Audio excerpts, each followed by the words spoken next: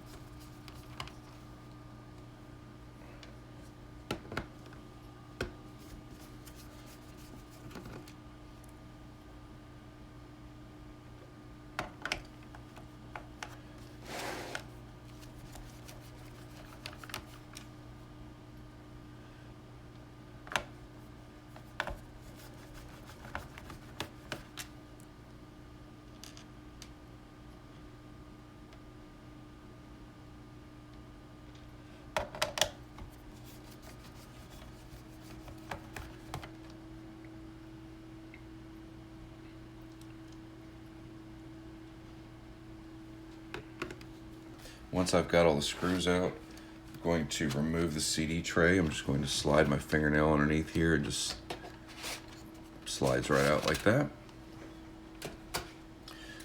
Now, in most laptops, this is something you tend to forget. Right here underneath the CD tray, there's 2 outer case screws. Those have to be removed also. These are different size screws than your standard screw, but they're easily recognizable.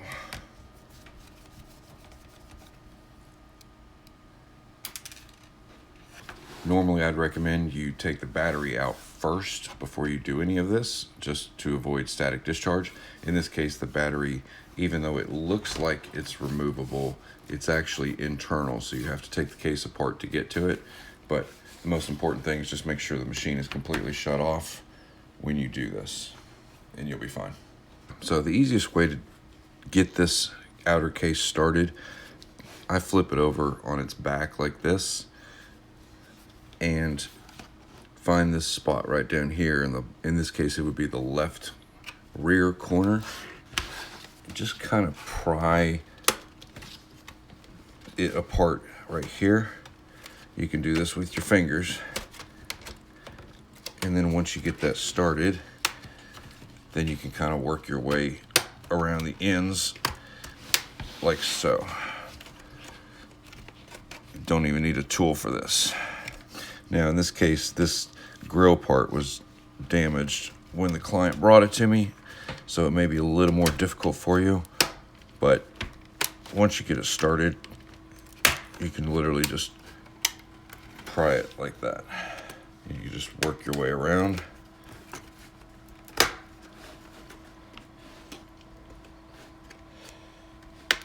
And the more you get off, the easier it becomes.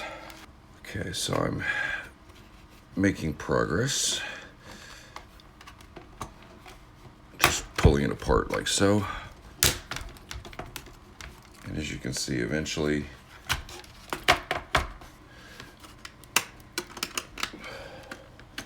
sometimes it gets a little difficult, so I always take an old credit card or gas card and use that as a pry tool. You can buy plastic pry tools on eBay, but why spend money if you don't have to? just take this old card that I found in a drawer. Works just fine.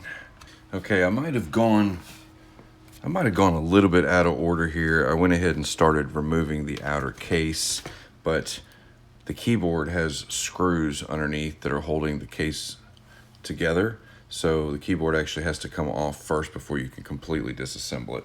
So what you want to do is just take a little flathead screwdriver like so, preferably something plastic, but this will work. Just be careful not to scratch up the plastic if you use this. And what you want to do is just dig underneath here, and you can pop that keyboard out. As you can see, once you get underneath it, then you can just, with your fingers, work that keyboard out, and it comes out just like that. So there is a ZIF connector here. Just pull it up with your fingernail, and then the whole keyboard comes right out. Now you have got multiple connections from the motherboard that you have to disconnect. So you've got this connection here, which it's got these tabs.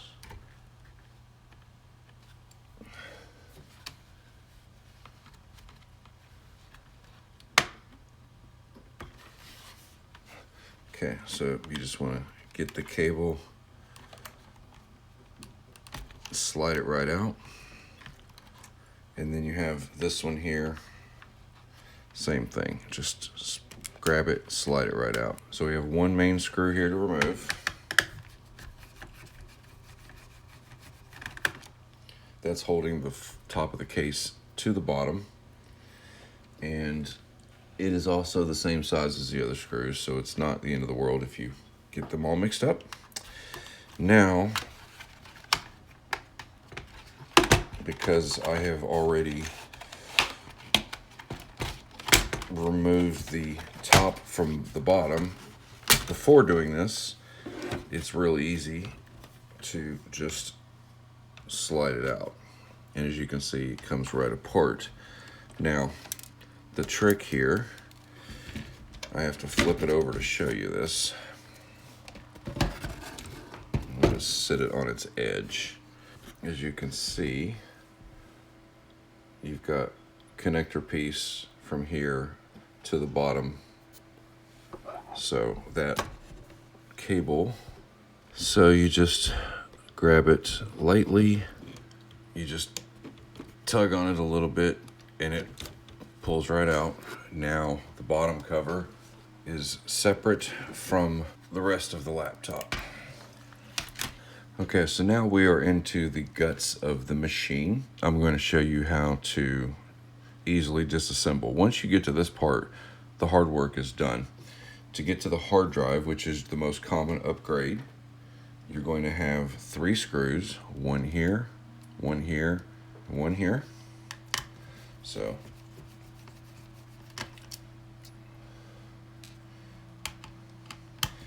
just want to go ahead and take those out, set them aside. Now you can just, it looks like there's a 4th screw hidden underneath this little piece of plastic here.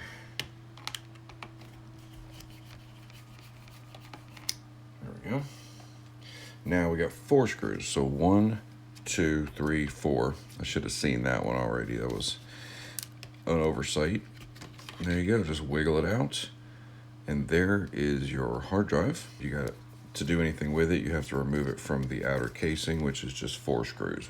You have 1, 2 on the side, and then you have another 2 on the bottom. There you go. Once you've got those off, you just pull that right out, and there's your bare hard drive. And the rest of this laptop is actually very simple. So you've got your memory stick here. If you want to remove that, just take these banana clips, push them outward, and then this thing pops up, and boom, there you go.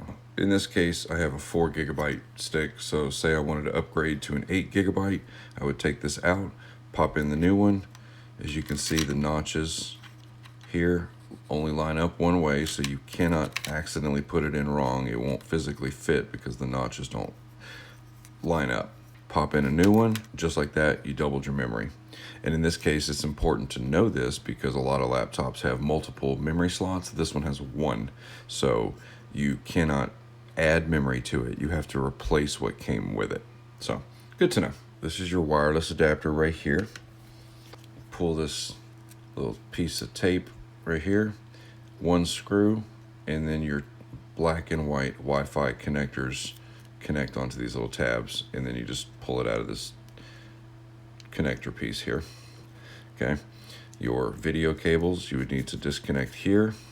So if you wanted to replace the fan, you have one screw here, and then this would come right out,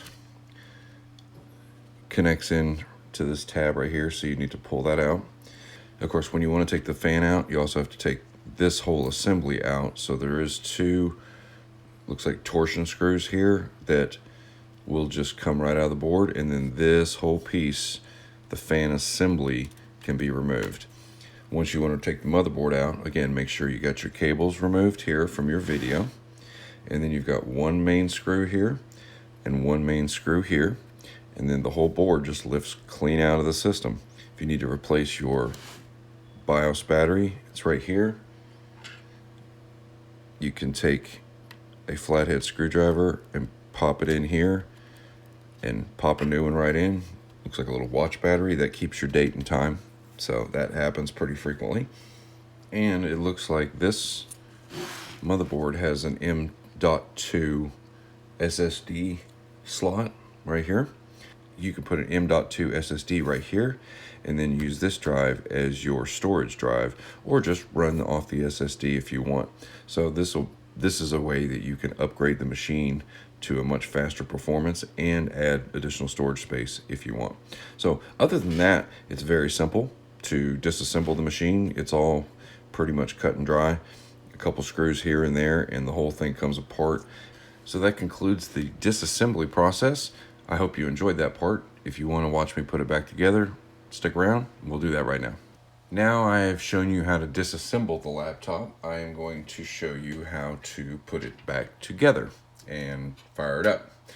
So first thing you want to do, you've got your hard drive case. You want to obviously put the drive back in the plastic, and remember there was two screws on the side, so just screw those back in like that.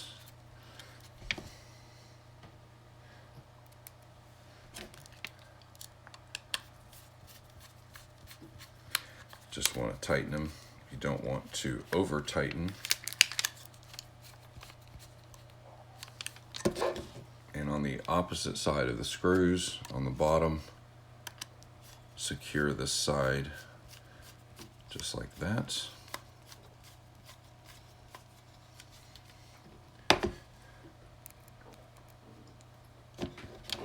And the last one. Once you've got that all reassembled, just lay the drive gently down in here, slide it in. You'll see the connector pieces lining up with the screw holes. And just as before,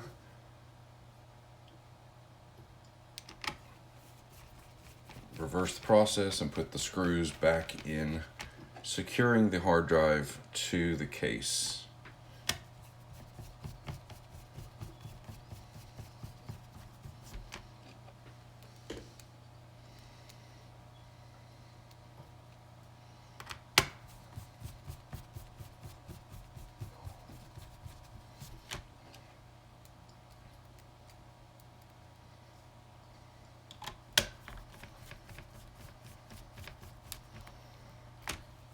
Now, a general rule of thumb too is if you are this far inside the case, one thing you always want to do is spray it out. Clean out some of that dust that builds up inside this fan here.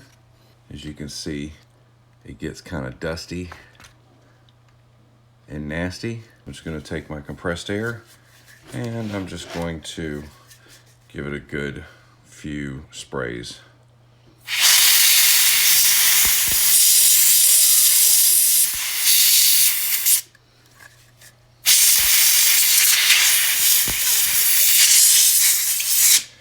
ahead and spray out the grill over here too, because this is where dust accumulates.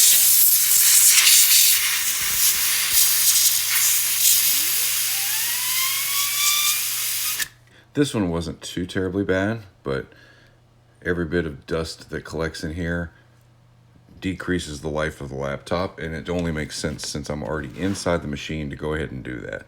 It's just a good rule of thumb. Got my memory stick secured, got my hard drive secured, and now it's time to put the top cover back on. So I've got my top cover, again, remember with the connected battery and the cable, which is very important.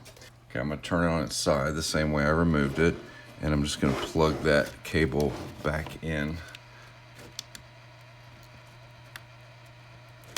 until I hear it pop. And as you can see, I can tug on it. Okay, so now I've got the top cover and bottom cover reconnected. I'm gonna lay it down flat, upside down, and I'm just gonna realign the edges, and then very simply press down gently until you hear it snap all around. As you can see, it's not 100%, but that's because the screws, once you put the screws in, it'll tighten down. Is I'm going to take my CD tray screws. I always forget these, so I try to do that first. Go ahead and tighten those back down. Okay. Now I have my CD tray screws in. I'm just going to take my CD drive, flip it upside down, pop it in, and it'll be secured by this screw right here. Okay. Now, before I put all the case screws on, remember I have my keyboard that I need to reconnect. And again, once you see all this, again, compressed air is your friend.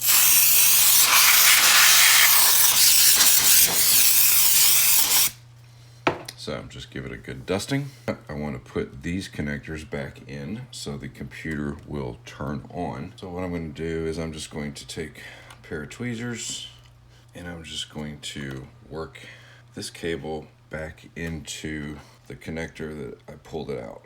Just kind of push it in a little bit and it stays in there nice and tight. Don't push too hard, you might break it. And then do the same thing on this one. Hope you can see that okay, but it just goes in there. And then once you've got it aligned, just kind of give it a push. Now it's time to put the keyboard back in. As you can see here, this is what we call a ZIF connector right here. It stands for zero insertion force, and I'm literally just barely touching that.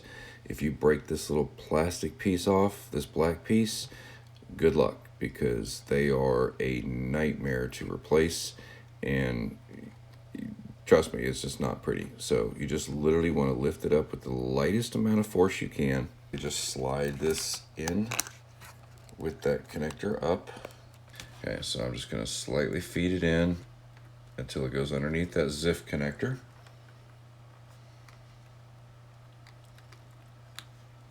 And once I've got it fed in there, then I just simply push down to lock it in place. So that's good. You can give it a kind of a light tug, and if it doesn't come out, then you're good. The last thing we want to do, don't forget this screw right here, because this helps attach the top cover to the bottom cover. I have forgotten that many times, and I regret it every time because I have to take it all apart to fix that. So just get that going. Now we can go and just gently feed these slots right here into the bottom cover. Slide it in at an angle.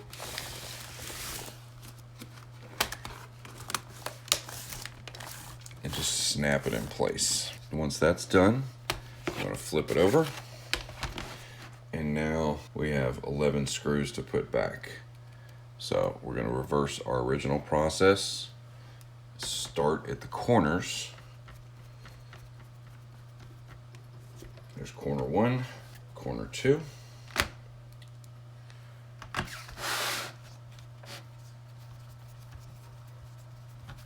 Corner 3,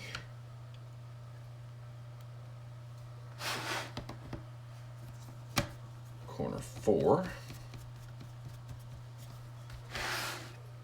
Now I'm just going to put all the other screws back in, no particular order, doesn't matter. As long as you just put them in, you want them thumb tight, you don't want to over tighten them. You actually will break the plastic where the threading goes through, and you don't want that either. So now just feed these back through, screw them in one at a time.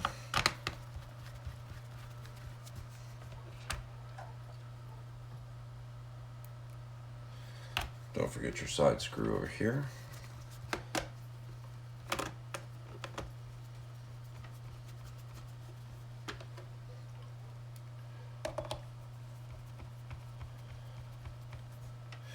All right, now if you did it right, you should have no screws left over.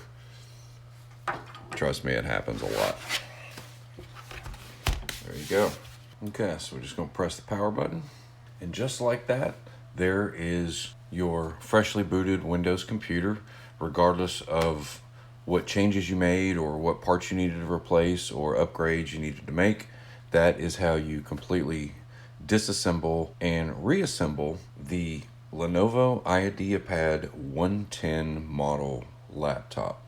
So I hope this video helped you. I hope you got something out of it. If you did, please click on that like button for me. I'd greatly appreciate it, and it helps my channel grow. If you enjoy this type of content, make sure you click on subscribe. That also helps my channel grow. Click that notification bell and you'll get notified every time I release new content like that. Hope you have a wonderful day. Thanks so much for watching.